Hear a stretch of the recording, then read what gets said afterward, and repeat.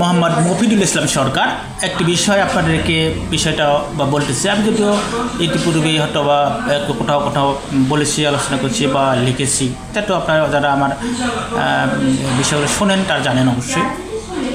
অনেকে বলেছে পৃথিবীর বাইরে অন্য কোনো গ্রহে মানুষকে বসবাস করবে, এটা কি সম্ভব কি না? উত্তর হচ্ছে না।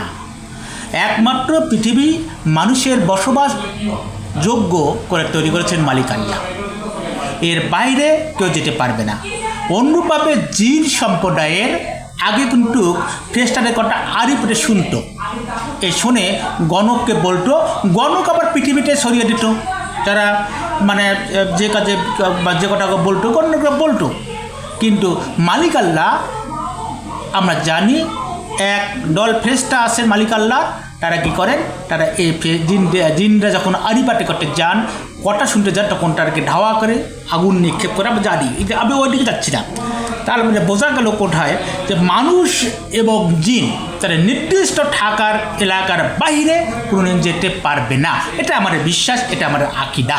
তবে ঈসা আলাইহিস সালাম, ইদ্রিস আলাইহিস সালাম এবং মুহাম্মদ সাল্লাল্লাহু আলাইহি ওয়াসাল্লাম আকাশের সীমানা পার হয়ে গেছিলেন নির্দিষ্ট একটি এলাকায়। এর কারণ হচ্ছে মালিক আল্লাহর অনুমতি সাপেক্ষে ফেরেশতার মাধ্যমে গিয়েছিলেন। যদি এখন তবে মানুষ গবেষণা করতে পারে আকাশের সীমানায় কী আছে, জান্নাত জাহান্নাম থেকে শুরু করে কোরআনের যেসব বর্ণনা আছে সকল বর্ণনার অস্তিত্ব বিজ্ঞান প্রমাণ করতে পারবে। মানুষ যাতে বুঝতে পারে কোরআনটা সঠিক আল্লাহর পাঠানো কিতাব, এজন্য কোরআনে যা বর্ণিত আছে সবই প্রমাণ হবে, ইঙ্গিত পাবে, কিন্তু নির্দিষ্ট এরিয়ার বাইরে কেউ যেতে পারবে না। আপনি ব্যাপারটা বোঝেন, এক এক গ্রহে এক এক ধান অস্তিত্ব সৃষ্টি করেছেন আল্লাহ। আল্লাহু আকবার। আপনি বুঝতে পারবেন যে এই পৃথিবীর নিচে আমরা হাদিসে পারি 7টা স্তর রয়েছেন। 7টা স্তরে মানুষ বসবাস করতেছেন। আমাদের মতো মানুষ না, তাদের মতো। তার মানে হচ্ছে কি, আমরা এই এলাকায় স্তরে, তার নিচের স্তরে যারা আছেন তারা সেইভাবে বসবাস করবেন, তার নিচের স্তরে যারা আছেন তারা বসবাস করবেন।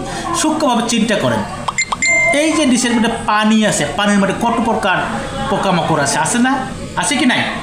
মাছ নিচে বসবাস করতেছে, আমরা কি নিচে বসবাস করতে পারবো? অক্সিজেন আপনি কয়দিন বাঁচবেন? পাবেন না কোনো। এবং সমুদ্রের কিছু গভীর থেকে গভীরে গেলে এমন কিছু পোকামাকড় বা জীব আছে যে তাদেরকে নিয়ে গবেষণা করা অসম্ভব হয়ে যাচ্ছে।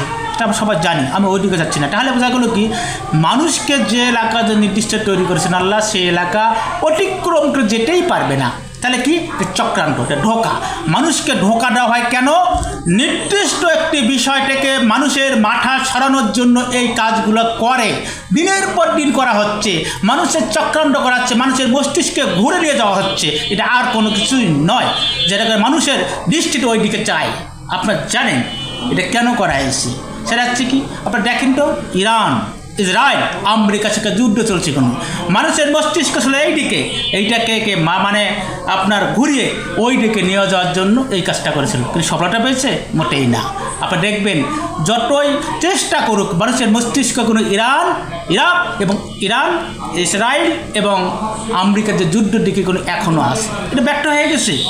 কিন্তু আমাদের সতর্ক রাখতে হবে, এই দিক থেকে মাথাটা ঘুরে রাখতে হবে। কনসেন্ট্রালজ ওদের চক্রান্তে পা দেওয়া যাবে না। আপনি দেখেন ইতিপূর্বে বলা হয়েছিল পৃথিবী ধ্বংস হয়ে যাচ্ছে, কিন্তু ধ্বংস হয়নি।